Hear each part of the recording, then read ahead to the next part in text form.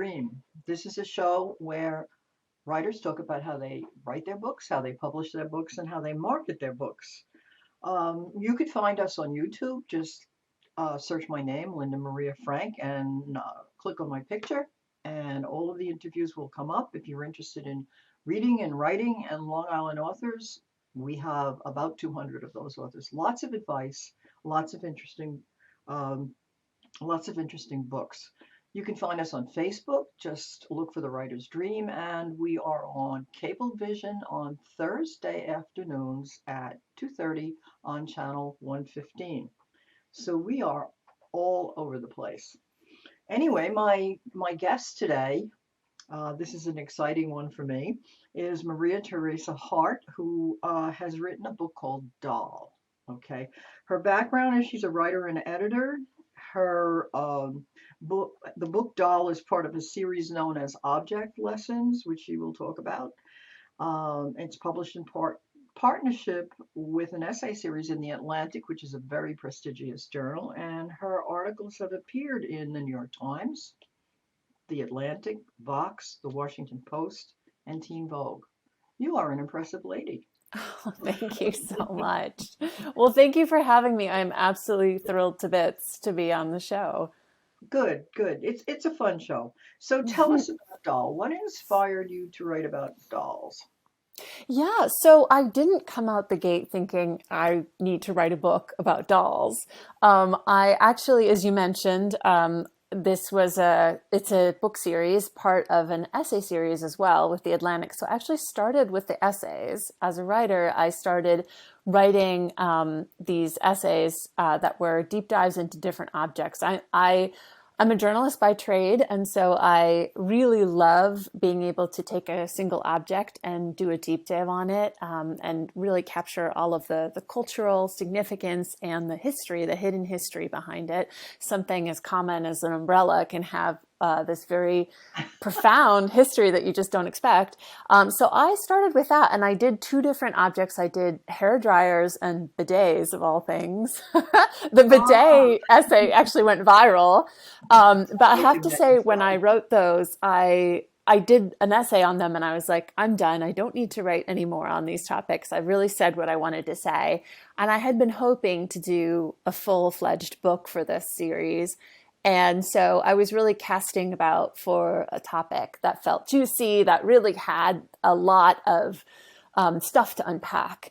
History. And thankfully, I Wonderful. hit on dolls, and it is perfect for that because it really is a topic that it's dolls are a container for all of these messages about girlhood and womanhood and what girls should be striving for as a young child.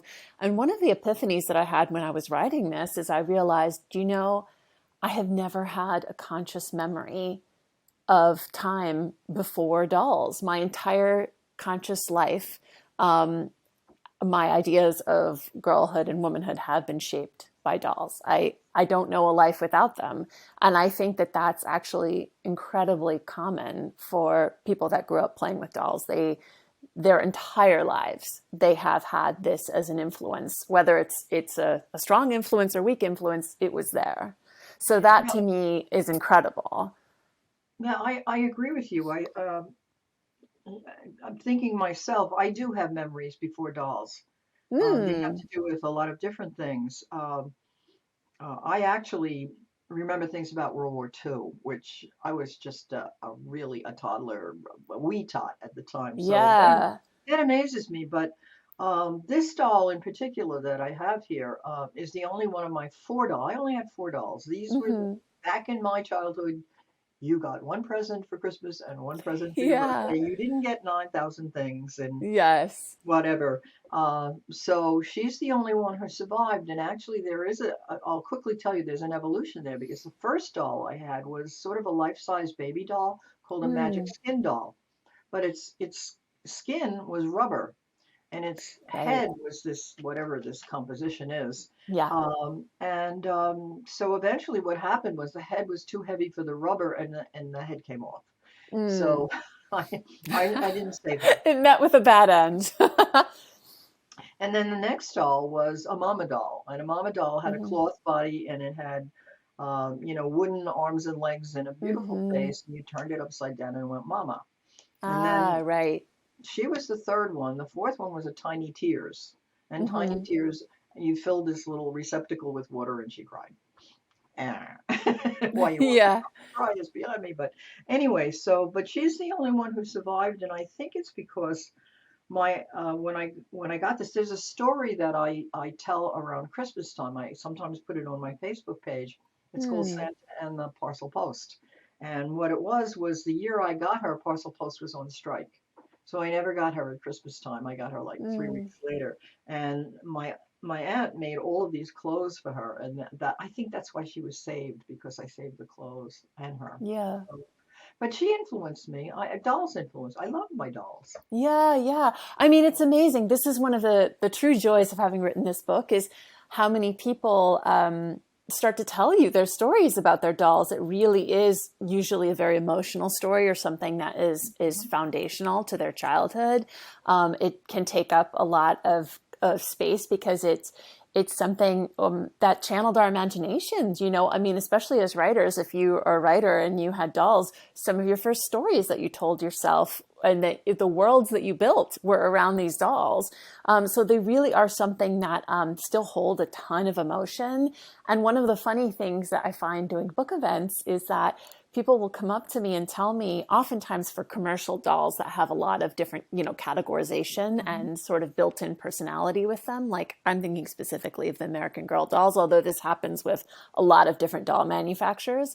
People will come up to me and say, "Oh, I'm a Kirsten or I'm a Samantha." It's almost like a personality quiz that they took Yeah, where they were yeah. like, "This is the doll that I identify with," and they carry that identity into adulthood, which I find amazing. And I do that too. I say back to them, I'm like, "Well, I'm a Samantha too," because I also remember the American Girl doll that I identified with, or the Barbie doll, or whatever, like kind of universe of dollhood that you're talking about. Well, So it yeah. was something in your house and within your grasp that you could actually, as you said, create stories about, relate Hmm. to, kind of almost formulate a future for yourself through this doll. Yeah, absolutely. And that is one of the things that I explore in the book, which is exactly how much allowance do we give little girls to dream of that future? Because oftentimes there are actually parameters around, or even just very strong indications of you should be dreaming about this. This is the future that we have envisioned for you. I mean, you just named a bunch of baby dolls, which really kind of sets you up for like, hey, this is the dream. You get to be a mother. Start rehearsing this. Start dreaming about this now, which is very, very common form of doll play. Is that caretaker doll playing, where you are the mama, you're taking care of the little girls. The other very common form of doll play, which, both of these things are still around and still very strong at the moment, is being the fashion doll. So playing dress up, putting on the different clothes, being beautiful, and yeah, and rehearsing a life of consumerism, rehearsing a life of striving towards beauty ideals. And so the question kind of becomes like, is there ability to build on these dreams? What other avenues do we give children? And also just can you flip the script? I mean, that's something that was really interesting to me too. Is it possible for you to get a doll that comes with a preconceived script and say, do you know what? This is not the narrative this doll is going to have. This doll is going to have a completely different narrative. And I give a pretty controversial example, which is in the American Girl doll universe. There's a doll called Felicity that was she's kind of in the colonial Williamsburg Mhm. history. She was kind of created to fold into that universe. But that means that her family, they own enslaved people. And she is complicit in that, and she never questions that reality. So I wonder in the book, I say to myself, is there a kid that can get this doll and say, this is not the story that Felicity is going to have. She's going to become an abolitionist, whatever they want to say. Like she's going to reject her family and their values. She's going to do something different. It's pretty hard to reject the narrative that you're handed down, but kids do this. I mean, sometimes they get the princess wand and it becomes a lifesaver or whatever it is, like they Yeah. can and do subvert things. Oh, sure. I think, Hmm. a child with an imagination, and certainly if the Hmm. child reads, they will find different venues for the doll.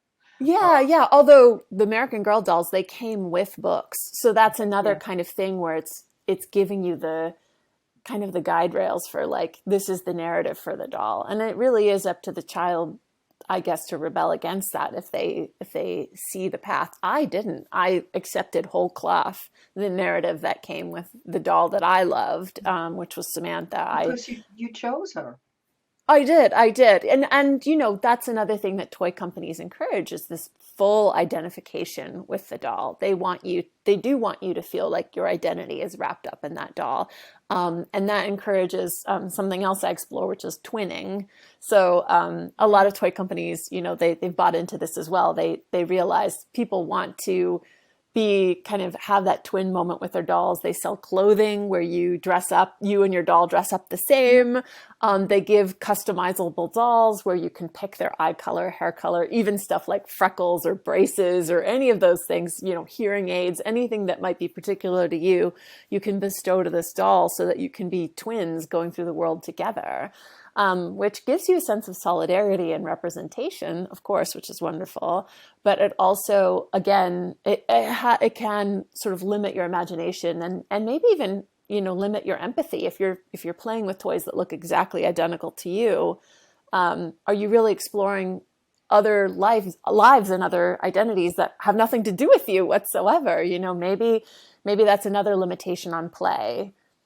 Yeah, well, I think that American Girl dolls certainly it still is a phenomenon in the toy world. Yes. But I think it's an improvement over Barbie.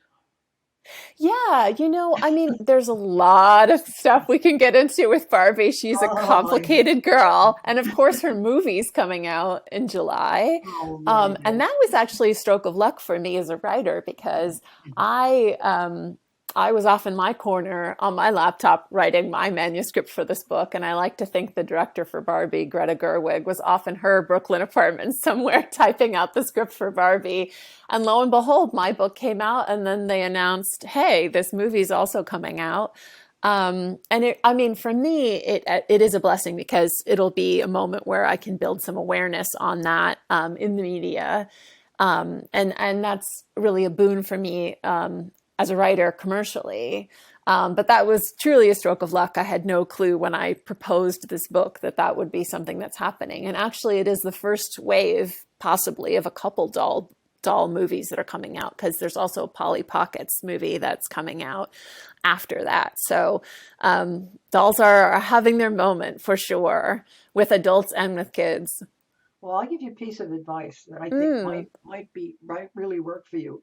Is get an audiobook, excuse me, get an audiobook out at the time these movies come out. yeah. And the reason why I say that is audiobooks sell better than almost anything.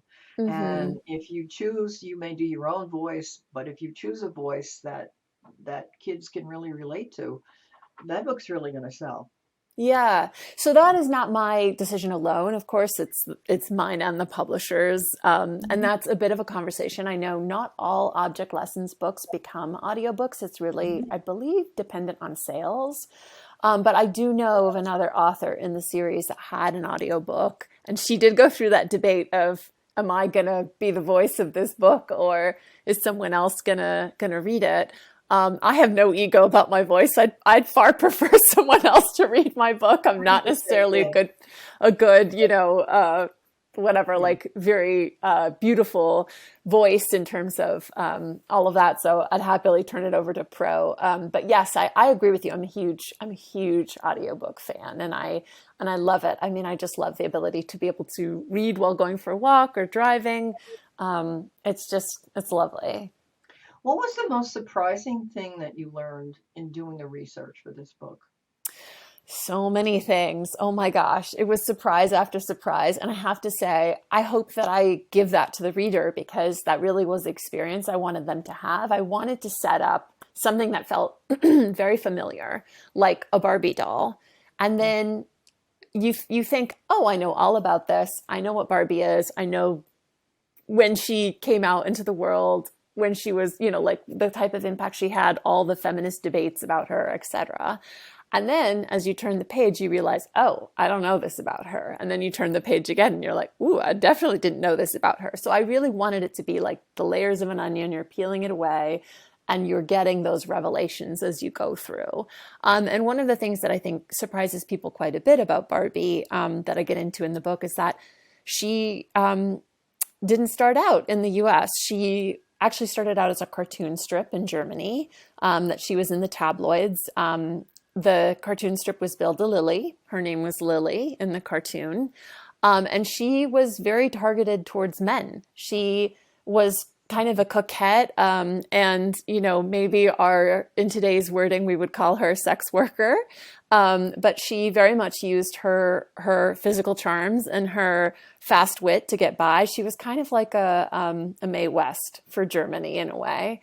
And then that comic strip was so successful, they made a doll out of it. And the doll was never intended for children. It was intended as like a bachelor gag gift. So the type of thing you would give to men at bachelor parties. Oh my God. There's photos of her, sitting on the dashboard of cars and stuff. She was, kind of the way you think about like that, like sexy mud flap lady, in the silhouette that you see truckers sometimes have on the back of their car. That was what the Barbie doll used to be. That was what Bill DeLilly was.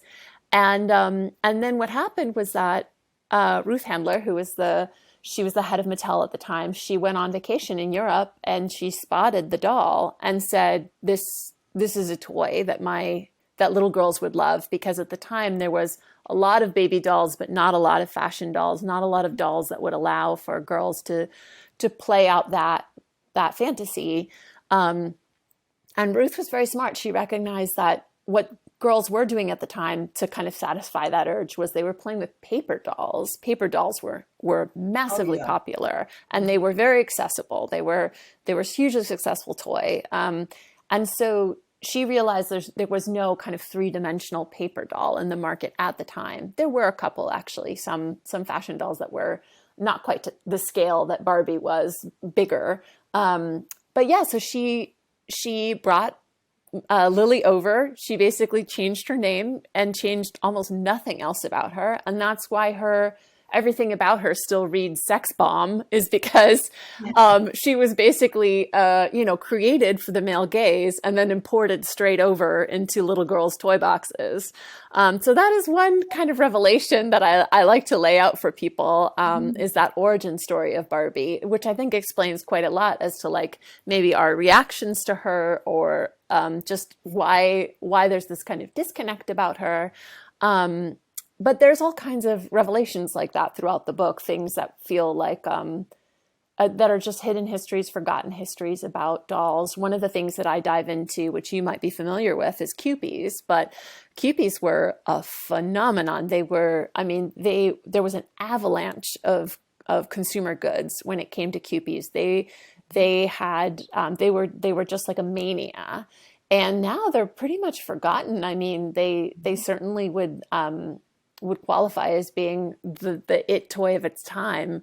But when you talk to people now, they don't know what you're talking about when you mention the word Kewpies. There's no visual that goes along with it.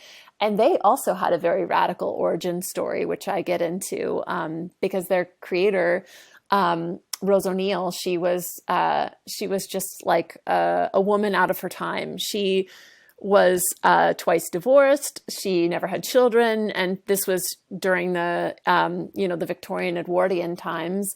And she was employed. That was another kind of rare thing about her that was unique in her time. She was a cartoonist, and she was one of the first women that became a self-made millionaire thanks to her success with Kewpie. So she really was a woman that was a very, very much, kind of a standalone woman. She kind of became a life partner with her sister. She traveled the world. She led a very flamboyant and incredible life. And And Cupies were her, they weren't just sort of an adorable apple-cheeked kind of baby. They actually had this message, this larger message for society, which was about equality and about standing up for the marginalized and the downtrodden.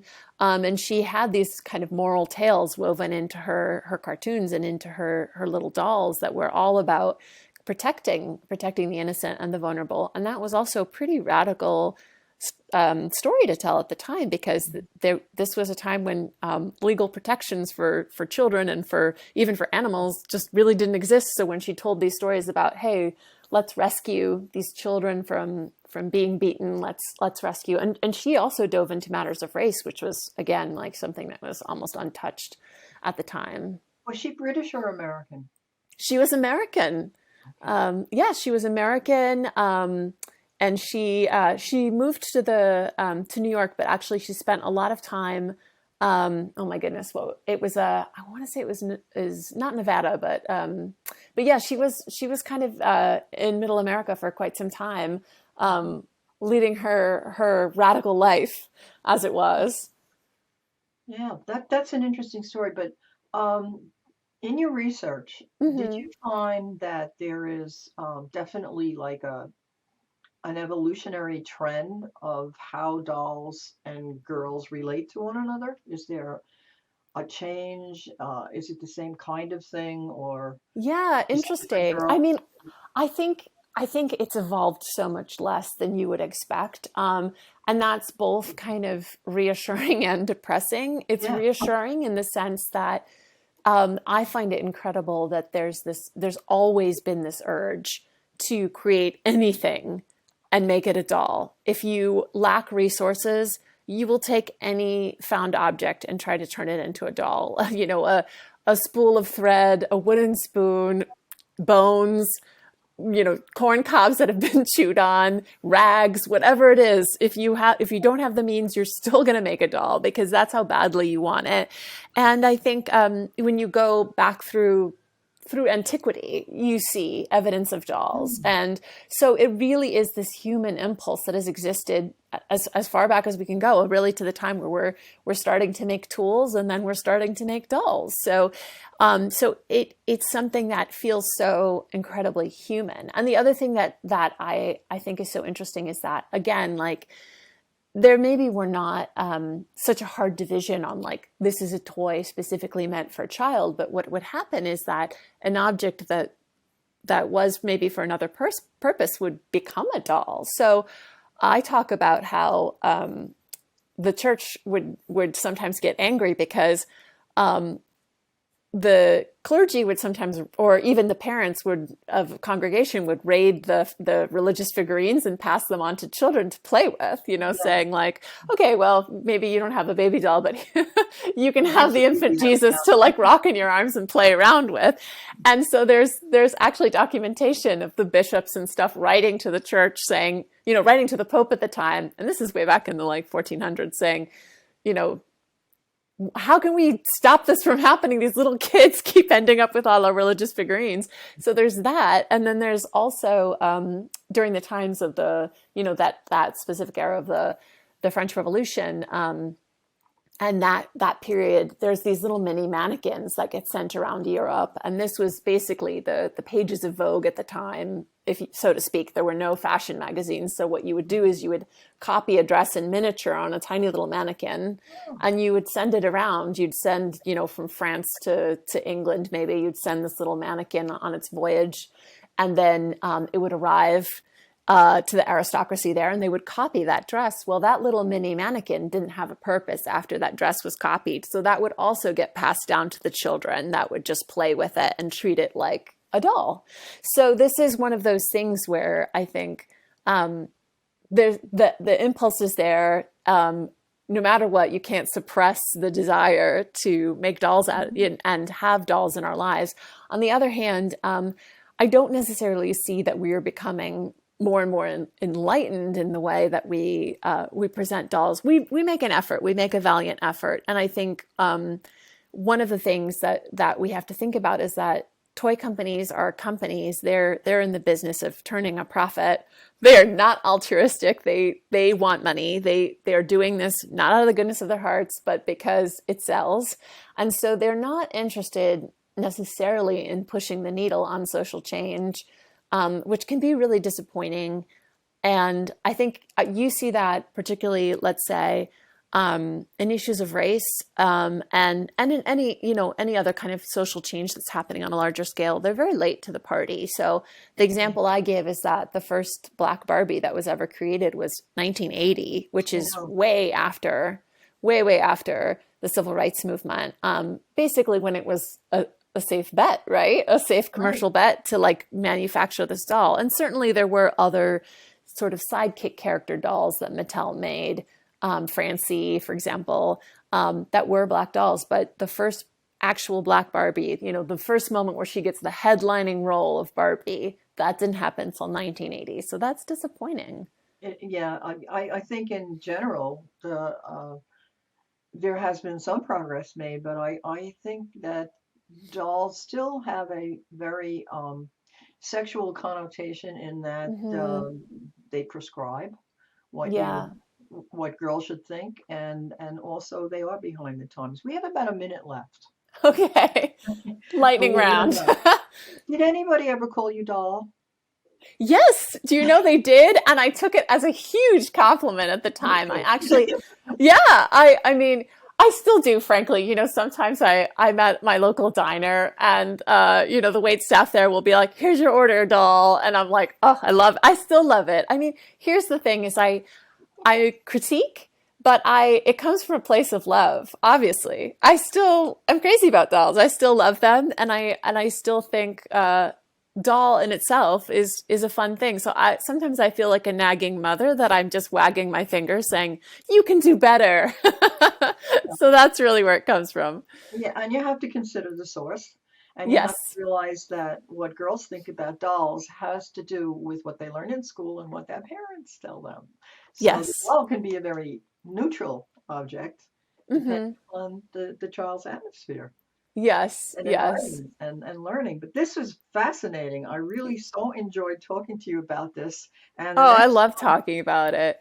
the next object lesson that you write, let me know. We'll have you back on the show. Absolutely. I'd love to. Thanks so much for having me. Oh, you're very welcome. Bye bye. Bye.